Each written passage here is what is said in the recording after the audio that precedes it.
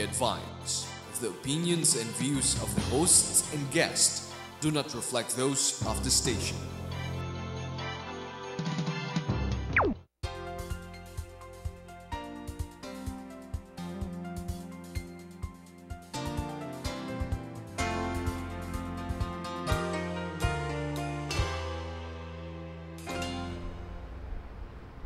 Hi, good evening. Good evening, ladies and gentlemen. Welcome to our new program here on GNN, dealing exclusively on intellectual property. I'm your host, Attorney Sara Suguitan, and you're right here on GNN. Now, we have here tonight two officials from the Intellectual Property Office of the Philippines to discuss with us the importance of trademark registration. Now, I know most of you who are business owners know that January 15 is a very important date. You have to start registering or renewing your business name registration. Now, does that include ownership of your trademarks, meaning the brands or logos that you use on your products or services? Stay with me and we will learn more about that in this program. Our first guest is the Division Chief of the Trademarks Bureau of the Intellectual Property Office of the Philippines. And our other guest is a senior examiner in the Intellectual Property Office of the Philippines. Good evening, Attorney Jesan and Attorney Dinopol. Welcome to our new show on GNN about intellectual property. Good evening, Sara. Good evening, for our televiewers. Yes, Attorney Jesan, before anything else, would you like to explain to our televiewers what our office is all about? Okay, let me introduce to you our office. The Intellectual Property Office is the primary agency mandated to register and protect intellectual property rights like trademarks, patents, among others. It also adjudicates intellectual property disputes. The Intellectual Property Office was created pursuant to Republic Act number 8293 for the Intellectual Property Code of the Philippines on January 1, 1998. So it is an attached agency of the Department of Trade and Industry. Of the department. Sir, can you explain to us, when people come to register their business names, does that automatically include registration of trademarks of their brands and logos? No, brand names and trademarks are two different things. So when they register their brand names at the Department of Trade and Industry, it does not cover registration of their trademarks. So they still have to go to our office, to the IPOPHL, to register their trademarks.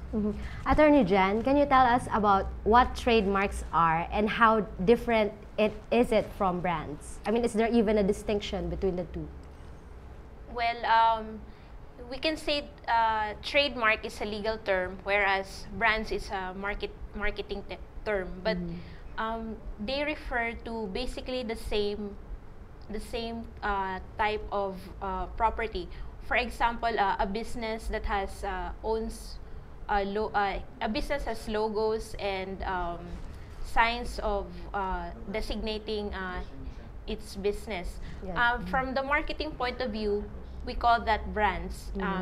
Those that we see on billboards, advertisements, and newspapers. But they can register their brands. Yes, but once those brands or logos are registered with the Intellectual Property Office as trademarks, then the legal term for that would be trademarks. Okay, so let me clarify this. When our business owners go out to register or renew their business name registration, they have to file separate application with the Intellectual Property Office to cover registration of their trademarks, of their brands. Sarah. That's right. Yes, but how do they go about applying? I mean, do they fill up a form? How much should they pay? And how long should they expect before they get a registration? Okay, a trademark application, when they file trademark application, they need to fill out an application form. It may be downloaded through our website, www.ipophl.gov.ph, or they may get a copy from our office in Makati. They have to completely fill out the application form, then attach the drawing of the mark they want to register, specify the goods and services they want to be covered, and pay the required filing fee. The filing fee is minimal.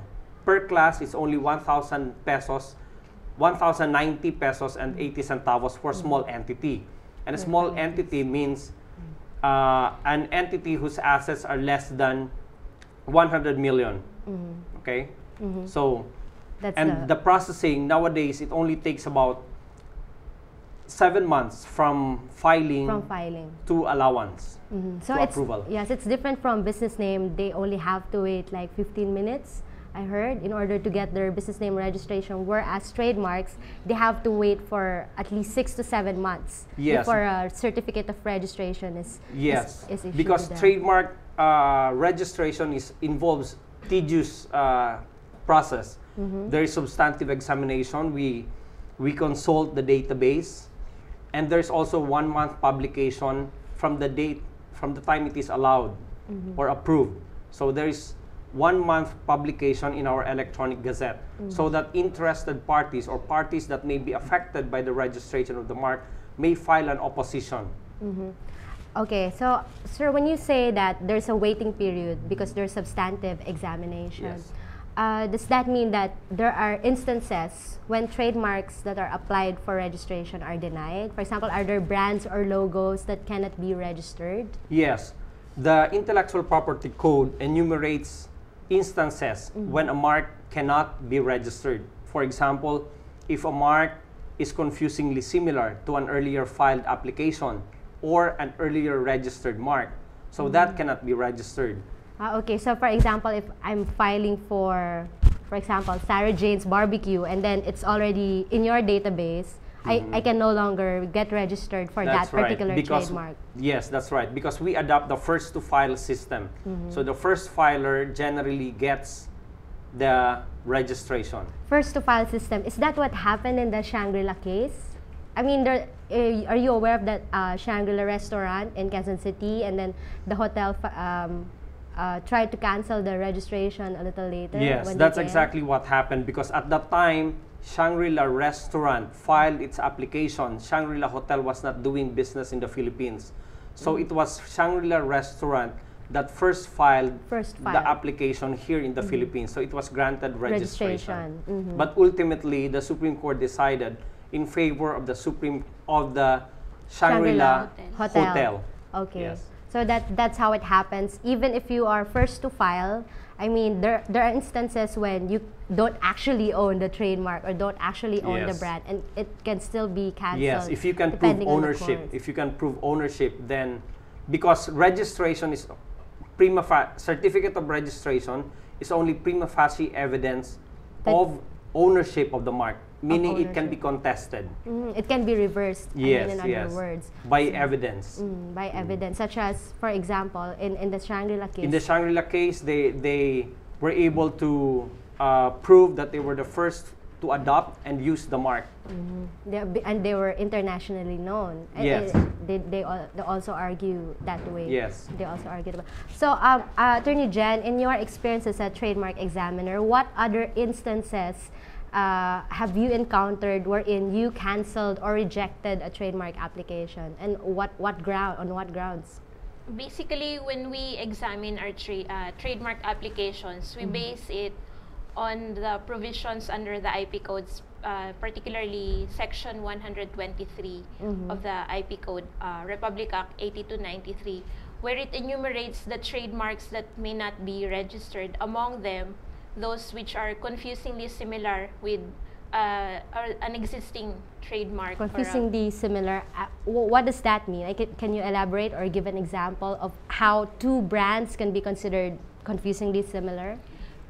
We have our basis for determining whether a mark is confusingly similar with a registered mark. We base it on the dominancy rule as a general rule, meaning that if a dominant portion of that mark is similar, or it creates an impression that that mark is related to the registered mark, to the previous mark, then that application will be denied. It will be denied. Yes. So we can cite as an example the case of Big Mac of McDonald's, Big and MC, Big Mac. Yes, the sandwich, versus, sandwich, the hamburgers. The hamburger, yes. Versus Big Mac, B-I-G and M-A-K. The store selling hamburgers also. So in this case, the Supreme Court found that two marks confusingly similar. So Because they sounded the same. They and sounded the same. They're spelled spelled almost the same. And the same they class of relate, goods, yes, right? same class They were or similar competing. goods, hamburgers. So in this case, the Supreme Court found both marks as confusingly similar and decided that Big Mac committed infringement and unfair competition.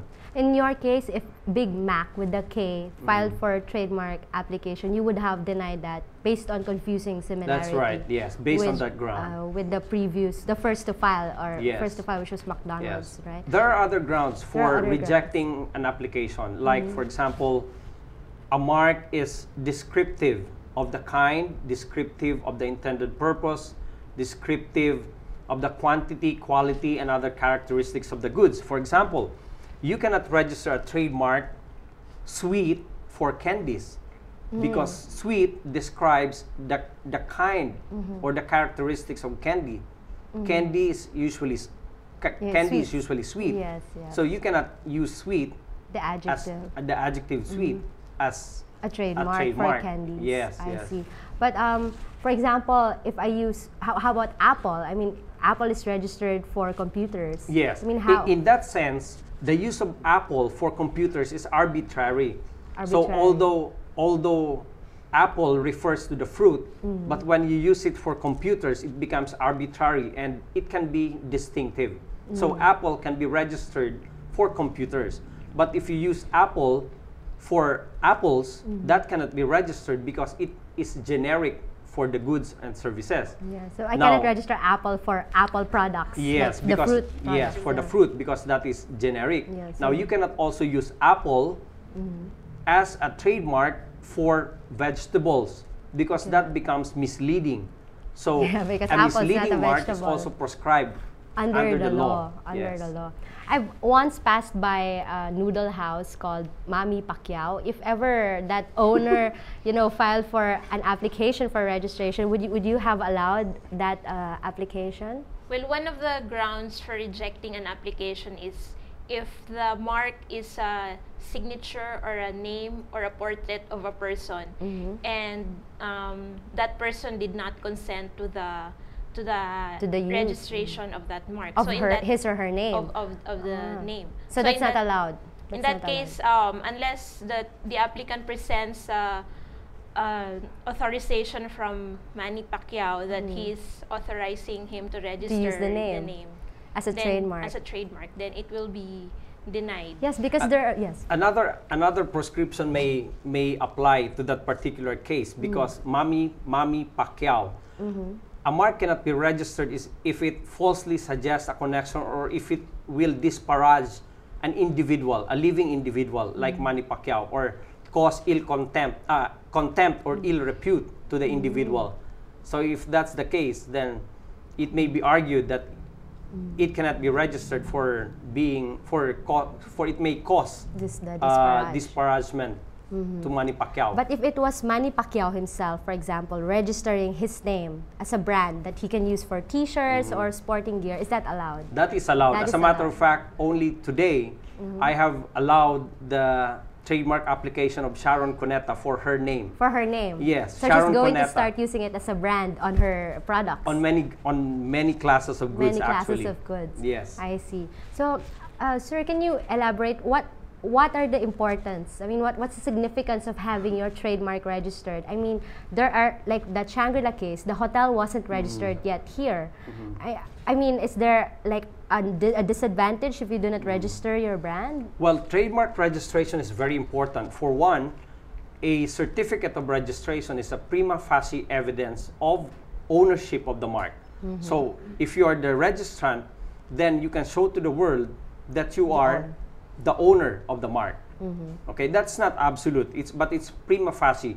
It can be controverted by evidence. Another is that it is a prima facie evidence of the exclusive right to use the mark. So if you are the exclusive Owner. you have the exclusive right to use the mark, it Okay. means that you can prevent others from using the mark in commerce for the goods listed in the certificate and for those related to those goods. Okay, so once I have that certificate of registration, no one can copy me. Yes. Or, I mean, I can use it for all the kinds of products for which I registered it That's for. right. But what if